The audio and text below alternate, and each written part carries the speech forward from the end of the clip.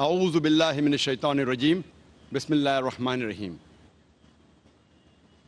یا ایھا الناس انا خلقناکم من ذکر وانثی وجعلناکم شعوبا وقبائل لتعارفوا ان اکرمکم عند اللہ اتقاکم ان اللہ علیم خبیر رب اشرح لی صدری ویسر لی امری واحلل عقدۃ من لسانی یفقہوا قولی۔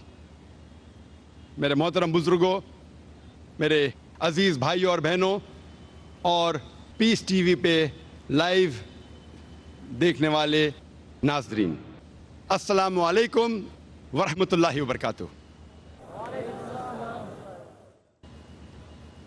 آج کا دوسرا دن ہے پیس کانفرنس کا 2010 کا، اور یہ آخری نشست میں آج کے دن کی میرے تقریر کا موضوع ہے عالمی بھائی چارہ۔ تقریر کرنے کے پہلے میں آپ سے ایک بات عرض کرنا چاہتا ہوں۔ جیسے آپ جانتے ہیں کہ میں اکثر تقریر انگریزی میں کرتا ہوں، اور آج انشاءاللہ میں اردو یا ہندی میں کرنے والا ہوں، اور آپ جانتے ہیں کہ میری تعلیم انگریزی میں ہوئی ہے اور مجھے انگریزی پہ مہارت ہے، تو ظاہر ہے کہ اس اردو یا ہندی تقریر میں غلطیاں کروں گا۔ تو اس غلطیوں کے لیے تقریر کے شروع میں ہی میں آپ سے معذرت چاہتا ہوں، اور امید رکھتا ہوں کہ آپ میری غلطیوں کو نظر انداز کریں گے اور میری تقریر کے پیغام پہ توجہ دیں گے۔ جیسے میں نے کہا تھا، آج کی تقریر کا موضوع ہے عالمی بھائی چارہ۔ بھائی چارے کئی قسم کے ہوتے ہیں۔ مثال کے طور پہ بھائی چارہ رشتے کے بنیاد پر، بھائی چارہ علاقے کے بنیاد پر، بھائی چارہ ذات پات کے بنیاد پر، بھائی چارہ رنگ کے بنیاد پر، یہ جتنی بھی بھائی چارے ہیں، یہ سارے بھائی چارے عالمی نہیں ہیں، یہ محدود ہے صرف کچھ لوگوں تک۔ مثال کے طور پہ جو بھائی چارہ رشتہ داری کی بنیاد پر ہے، وہ صرف اپنے رشتہ داروں کو لے کے چلتا ہے، دنیا کے سارے لوگوں کو سمیٹتا نہیں ہے۔ جو بھائی چارہ علاقے کے بنیاد پہ ہے، مثال کے طور پہ ہندوستانی بھائی چارہ، یہ صرف ہندوستانی لوگوں کو لیتا ہے، انگریز لوگوں کو نہیں سمیٹتا ہے۔ اگر بھائی چارہ رنگ کے بنیاد پر ہے، مثال کے طور پہ گورے لوگوں کا بھائی چارہ، تو صرف یہ گورے لوگوں کو سمیٹتا ہے، دنیا کے سارے انسانوں کو نہیں سمیٹتا ہے۔ تو جتنے بھی یہ بھائی چارے ہیں، یہ محدود ہے، ان کو ہم عالمی بھائی چارہ بالکل نہیں کہہ سکتے۔ اسلام اس بات کو تسلیم نہیں کرتا کہ انسان کا ذات کے بنیاد پر بٹوارا ہوا، یا انسان کا بٹوارا رنگ کے حساب سے ہونا چاہیے۔ اسلام نہیں مانتا کہ انسان اونچا یا نیچا ہو سکتا ہے رنگ کے بنیاد پر، ذات پات کے بنیاد پر، دولت کے بنیاد پر۔ اللہ سبحانہ تعالیٰ فرماتے ہیں سورہ حجرات میں، سورہ نمبر 49 آیت نمبر 13 میں، جس آیت کی تلاوت میں نے اس لیکچر کو آغاز کرنے پر کی تھی۔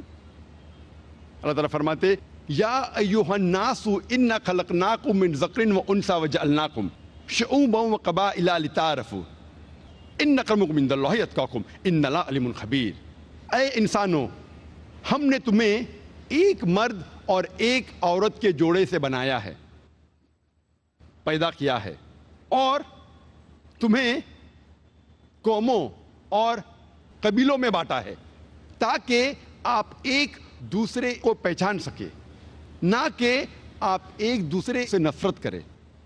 اور تم میں سے سب سے بہترین انسان وہ ہے جو متقی ہے۔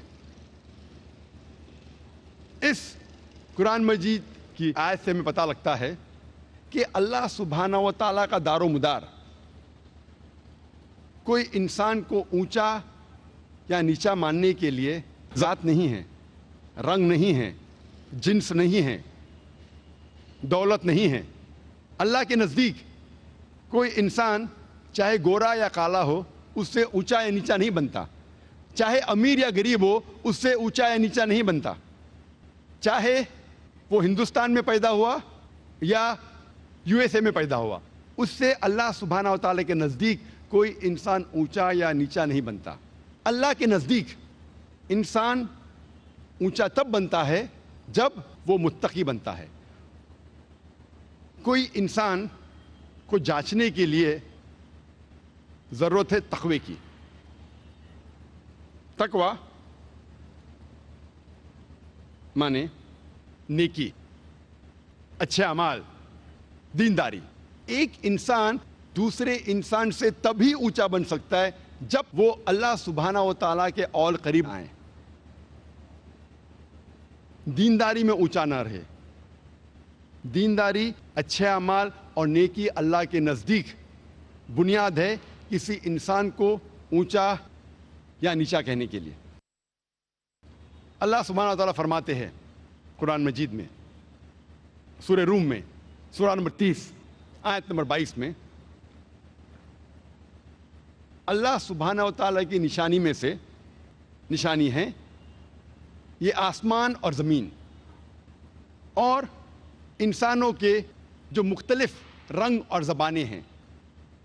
یہ نشانی ہے دانش مندوں کے لیے تاکہ وہ سمجھ سکے۔ اللہ کے نزدیک یہ جو اللہ نے مختلف زبانیں انسانوں کو دی ہے، مختلف رنگ دیے ہیں، وہ اللہ تعالیٰ کی نشانی ہے تاکہ آپ ایک دوسرے کو پہچان سکے، نہ کہ آپ ایک دوسرے سے نفرت کریں۔ اللہ تعالیٰ فرماتے سورہ اسراء میں، سورہ نمبر 17 آیت نمبر 70 میں، وَلَقَدْ كَرَّمْنَا بَنِي آدَمَ، اللہ سبحانہ و تعالیٰ نے سارے بنی آدم پہ کرم فرمایا۔ اللہ سبحانہ و تعالیٰ نے سارے بنی آدم کو عزت دی، چاہے وہ عورت ہو یا آدمی ہو، چاہے کالا ہو یا گورا ہو، چاہے امیر ہو یا غریب ہو۔ اللہ سبحانہ و تعالیٰ نے سارے بنی آدم پر کرم فرمایا۔ کئی مذاہب ہے جو یہ مانتے ہیں کہ ساری انسانیت ایک مرد اور ایک عورت کے جوڑے سے پیدا ہوئی، آدم علیہ السلام اور بی بی حوا۔ ان مذاہب میں سے ایک مذہب مانتا ہے کہ صرف عورت یعنی کہ بیوی حوا انسانیت گناہ میں پیدا ہونے کے لیے ذمہ دار ہے۔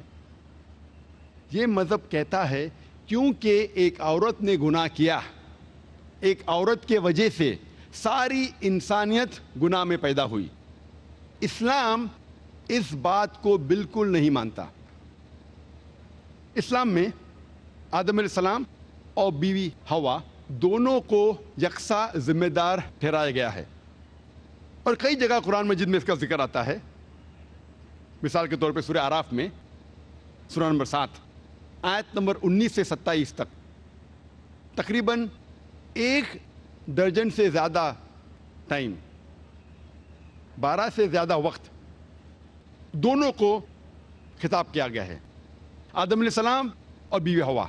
اور یہاں کہا گیا ہے کہ دونوں نے اللہ سبحانہ و تعالیٰ کی بات نہیں مانی، دونوں نے اس کے بعد معافی مانگی اور اللہ سبحانہ و تعالیٰ نے دونوں کو معاف کیا۔ قرآن مجید کے مطابق دونوں کو یکساں ذمہ دار، دونوں کو یکساں قصوروار ٹھہرایا گیا ہے۔ قرآن مجید میں ایک بھی آیت نہیں ہے جس میں کہیں بھی صرف بیوی حوا کو قصوروار ٹھہرایا گیا ہے، لیکن قرآن مجید میں ایک آیت ہے جس میں صرف آدم علیہ السلام کا ذکر ہے۔ وہ سورہ طٰہٰ سورہ نمبر 20 آیت نمبر 121 میں جہاں کہا گیا ہے کہ آدم علیہ السلام نے اللہ سبحانہ و تعالیٰ کا کہنا نہیں مانا۔ لیکن جب قرآن مجید کی ساری آیتیں پڑھتے ہیں ہمیں پتہ چلتا ہے کہ دونوں یکساں قصوروار ہیں۔ اور کچھ غیر اسلامک مذہب ہے جو یہ کہتے ہیں کہ اس کے وجہ سے اللہ سبحانہ و تعالیٰ نے عورتوں پر لعنت بھیجی، اور عورتیں تکلیف سے بچے جنیں گی، یہ ان کے لیے ایک سزا ہے، کیونکہ عورت نے اللہ کا کہنا نہیں مانا، اسی لیے عورت کے اوپر لعنت ہے اور وہ تکلیف کے ساتھ بچوں کو جنیں گی اور اپنے شوہر کی غلام بنیں گی۔ اسلام اس بات کو بالکل نہیں مانتا، بلکہ قرآن مجید میں حمل کی وجہ سے عورت کے رتبے کو اٹھا دیا گیا ہے۔ اللہ تعالیٰ فرماتے ہیں سورہ نساء میں سورہ نمبر 4 آیت نمبر 1 میں، عزت کرو اس کوکھ کی جس نے تمہیں جنم دیا۔ اللہ تعالیٰ فرماتے ہیں سورہ لقمان میں سورہ نمبر 31 آیت نمبر 14 میں کہ ہم نے انسانوں سے کہا ہے کہ اپنے والدین کی عزت کرے، اپنے والدین سے اچھا برتاؤ کرے، اور تمہاری ماں نے تمہیں تکلیف کے ساتھ جنم دیا، تکلیف کے ساتھ اپنی کوکھ میں رکھا اور تکلیف کے ساتھ آپ کو جنم دیا۔ اللہ تعالیٰ پیغام کو دہراتے ہیں سورہ اعراف میں سورہ نمبر 46 آیت نمبر 15 میں، جس میں کہا گیا ہے کہ اے انسانوں، اپنے والدین کی عزت کرو، ان کے ساتھ اچھا برتاؤ کرو، اور تمہاری ماں نے تکلیف کے ساتھ تمہیں جنم دیا، اور تمہاری ماں نے 2 سال تک تمہاری پرورش کی پیدا ہونے کے بعد۔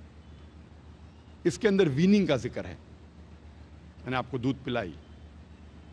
یہاں اللہ سبحانہ و تعالی خواتین کا رتبہ حمل کی وجہ سے اور اونچا کرتا ہے۔ اور اکثر آپ دیکھیں گے میڈیا میں اسلام کے بارے میں غلط فہمیاں جو میڈیا پھیلا رہی ہے، اس میں ہمیشہ میڈیا یہ کہتی ہے کہ اسلام خواتین کو اپنے حقوق نہیں دیتا اور اسلام خواتین کو ذلیل کرتا ہے۔ یہ سمے نہیں ہے یہ الزام کو دور کرنے کا، اور اس موضوع پہ میں نے تقریر کی تھی لاسٹ کانفرنس میں انگریزی میں، وومنز رائٹس ان اسلام، اسلام میں خواتین کے حقوق۔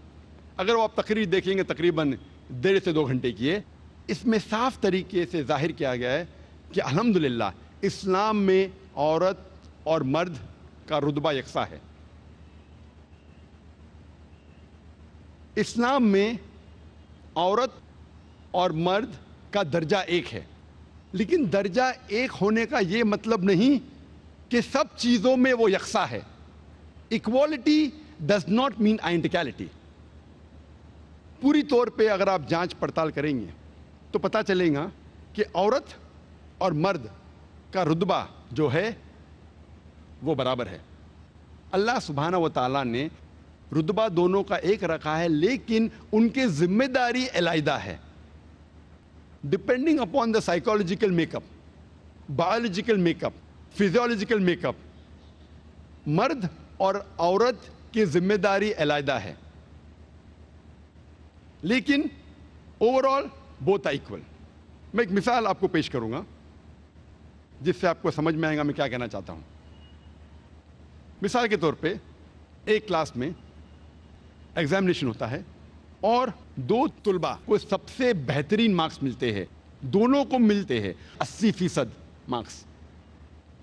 جب ہم تحقیق کرتے ہیں پتہ چلتا ہے کہ کویشچن پیپر میں 10 سوال تھے اور ہر سوال کا جواب دینے پہ طالب کو ملیں گے 10 مارکس میکسیمم۔ ہم تحقیق کرتے 2 طلباء، طالب اے اور طالب بی، دونوں کو 80% ملتا ہے۔ ان کا جب آنسر شیٹ ہم دیکھتے تو پتہ چلتا ہے کہ کویشچن نمبر 1 کے جواب میں طالب اے کو ملتا ہے 10 میں سے 9 مارکس، طالب بی کو ملتا ہے 10 میں سے 7 مارکس۔ تو آنسر نمبر 1 میں طالب اے کا رتبہ بی سے زیادہ ہے۔ Student A has a degree of advantage over B. سوال نمبر 2 کے جواب میں اسٹوڈنٹ بی کو ملتا ہے 10 میں سے 9 مارکس اور اسٹوڈنٹ اے کو ملتا ہے 10 میں سے 7 مارکس۔ تو جواب نمبر 2 میں اسٹوڈنٹ بی کا رتبہ اونچا ہے، student B has a degree of advantage over student A. باقی سارے 8 سوال کے جوابوں میں دونوں اسٹوڈنٹ اے اور بی کو ملتا ہے 10 میں سے 8۔ آپ جب حساب لگاتے ٹوٹل کرتے ہیں ہمیں پتہ چلتا ہے دونوں اسٹوڈنٹ کو اے اور بی، طالب اے اور بی دونوں کو ملتا ہے 100 میں سے 80 مارکس۔ اسی طریقے سے کچھ چیزوں میں عورتوں پہ ذمہ داری زیادہ ہے، کچھ چیزوں میں مرد پہ ذمہ داری زیادہ ہے، لیکن پوری طور پہ آدمی اور مرد اسلام میں ایک ہی درجے کے ہیں۔ مثال کے طور پہ اگر ایک چور میرے گھر میں داخل ہوتا ہے، میں نہیں کہوں گا میں خواتین کے حقوق میں مانتا ہوں، I believe in women's rights, میں نہیں کہوں گا میری بہن اور میری بیوی سے کہ جا کے چور کا سامنا کرو۔ میں جانتا ہوں کہ آدمی عورت سے زیادہ طاقتور ہے، اور اللہ سبحانہ تعالیٰ فرماتے سورہ نساء میں سورہ نمبر 4 آیت نمبر 34 میں کہ اللہ سبحانہ و تعالیٰ نے مرد کو عورت سے زیادہ طاقت دی ہے تاکہ ان کی ذمہ داری ہے کہ عورت کو سپورٹ کرے، عورت کی حفاظت کرے۔ تو اس کے اندر کیونکہ مرد کو طاقت زیادہ دی ہے، اسی لیے مرد کی ذمہ داری ہے کہ وہ عورت کی حفاظت کرے۔ میں یہ نہیں کہہ سکتا ہوں I believe in women's rights, میں خواتین کے حقوق میں مانتا ہوں اس لیے میری بہن، میری اہلیہ، میرے والدہ جا کے جھگڑا کرے۔ دوسری مثال ہے، یہ کہا گیا ہے صحیح بخاری میں جلد نمبر 8 کتاب الاداب چیپٹر نمبر 2 حدیث نمبر 2 میں ایک شخص محمد صلی اللہ علیہ وسلم کے پاس آتے ہیں اور ان سے کہتے ہیں کہ ساری دنیا میں مجھے سب سے زیادہ محبت کس سے کرنا چاہیے؟ اور اللہ کے رسول فرماتے تیری ماں سے۔ پھر وہ شخص کہتے اس کے بعد کون؟ اللہ کے رسول فرماتے تیری ماں۔ وہ شخص کہتا ہے اس کے بعد کون؟ اللہ کے رسول فرماتے تیری ماں۔ چوتھی بار جب پوچھتا ہے اس کے بعد کون؟ اللہ کے رسول فرماتے تیرا باپ۔ اس سے ہمیں یہ معلوم پڑتا ہے کہ 75% 3/4 حصہ اپنے محبت کا ہر انسان کو دینا چاہیے اپنے والدہ کو، اور 25% 1/4 حصہ دینا چاہیے اپنے والد کو۔ مختصر سا ہم یہ کہہ سکتے کہ والدہ کو ملتا ہے گولڈ میڈل، سونے کا تمغہ، والدہ کو ملتا ہے سلور میڈل، چاندی کا تمغہ، والدہ کو ملتا ہے برونز میڈل، تمغے کا تمغہ، اور والد کو اطمینان رکھنے کے لیے ملتا ہے صلح بخش انعام، کنسولیشن پرائز۔ یہ ہمارے آخری نبی محمد صلی اللہ علیہ وسلم کی تعلیمات ہے اور ہمیں اس پہ عمل کرنا چاہیے۔ تو اس چیز میں ہمیں پتہ چلتا ہے کہ عورتوں کا درجہ، کیونکہ وہ انسان کو اپنے پیٹ میں 9 مہینے رکھتی ہے اور تکلیف کے ساتھ جنم دیتی ہے، عورتوں کا رتبہ اللہ سبحانہ و تعالیٰ اور اونچا کرتا ہے۔ تو اس طریقے سے اللہ سبحانہ و تعالیٰ depending upon the biological make up, the physiological make up, the psychological make up, different roles, different ذمہ داری دی گئی ہے، لیکن پوری طور پہ اوور آل مرد اور عورت کا درجہ ایک ہے۔ اسلام میں ہم یہ نہیں مانتے کہ خدا اللہ سبحانہ و تعالیٰ صرف ایک ہی ٹائپ کے انسانوں کا مالک ہے یا خالق ہے۔ ہم یہ نہیں مانتے کہ اللہ سبحانہ و تعالیٰ صرف ایک گروہ یا ایک قسم کے انسانوں کا خالق ہے۔ ہم یہ مانتے ہیں کہ اللہ سبحانہ و تعالیٰ سارے انسانوں کا خالق ہے۔ اور اللہ تعالیٰ فرماتے سورہ فاتحہ میں سورہ نمبر 1 آیت نمبر 1 یا 2 میں الحمدللہ رب العالمین، ساری تعریف ہے اس اللہ کی جو سارے عالموں کا رب ہے، سارے عالموں کا، اس دنیا کا اور جتنی دنیا موجود ہے اس کا رب ہے۔ اور قرآن میں جن نے فرمایا ہے سورہ ناس میں سورہ نمبر 114 آیت نمبر 1 میں قل اعوذ برب الناس، کہو کہ میں پناہ چاہتا ہوں سارے انسانوں کے رب میں۔ یہ رب جو ہے سارے انسانوں کا ہے، صرف ایک قسم کے انسان کا نہیں، سارے انسانوں کا رب ہے، چاہے وہ گورے ہو یا کالے ہو، چاہے امیر ہو یا غریب ہو، چاہے ہندو ہو یا مسلم ہو، سکھ ہو یا عیسائی ہو، یہ سارے انسانوں کا مالک ہے اور خالق ہے۔ اسی لیے قرآن مجید میں کہیں جگہ آتا ہے یا ایھا الناس، یا ایھا الناس، یا ایھا الناس، اے انسانوں، اے انسانوں۔ قرآن مجید میں ہمیں کئی تعلیمات ملتی ہے جس سے عالمی بھائی چارہ کو بڑھاوا ملتا ہے، جس سے عالمی بھائی چارہ اس دنیا میں قائم ہو سکتا ہے۔ اللہ سبحانہ وتعالیٰ فرماتے ہیں سورہ مائدہ میں، سورہ نمبر 5 آیت نمبر 32 میں، کوئی بھی انسان دوسرے انسان کا قتل نہیں کرنا چاہیے، صرف قتل کے بدلے قتل، یا کوئی انسان اس زمین پہ فساد پھیلا رہا ہے، ورنہ کوئی انسان دوسرے انسان کا جب قتل کرتا ہے وہ گویا کہ ساری انسانیت کا قتل کر رہا ہے، اور اگر کوئی بھی انسان دوسرے انسان کی جان بچاتا ہے گویا کہ ایسا ہے کہ سارے انسانوں کی جان بچا رہا ہے۔ اسے پتہ لگتا ہے کہ کوئی بھی انسان ایک دوسرے انسان کا قتل کرتا ہے، معصوم انسان کا، چاہے وہ مسلمان ہو یا غیر مسلمان ہو۔ قرآن میں لکھا ہے اگر کوئی بھی انسان دوسرے معصوم انسان کا قتل کرتا ہے وہ ایسا ہے کہ ساری انسانیت کا قتل کر رہا ہے، اور اگر کوئی بھی انسان کی جان بچاتا ہے وہ ایسا ہے کہ ساری انسانیت کی جان بچا رہا ہے۔ اگر مرڈر یا قتل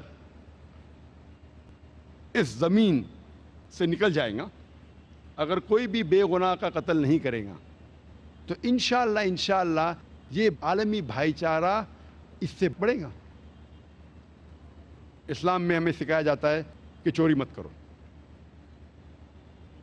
چوری بند ہو جائیں گی تو انشاءاللہ بھائی چارہ بڑھے گا۔ اسلام کا ایک رکن ہے زکوٰۃ۔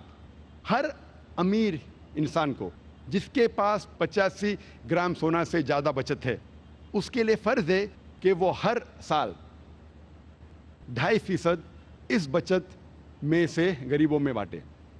اگر ہر امیر انسان زکوٰۃ دے تو غریبی اس دنیا سے مٹ جائیں گی، کوئی بھی انسان بھوک سے کبھی نہیں مرے گا۔ اگر ہر امیر انسان زکوٰۃ دے انشاءاللہ بھائی چارہ بڑھے گا۔ اللہ تعالیٰ فرماتے ہیں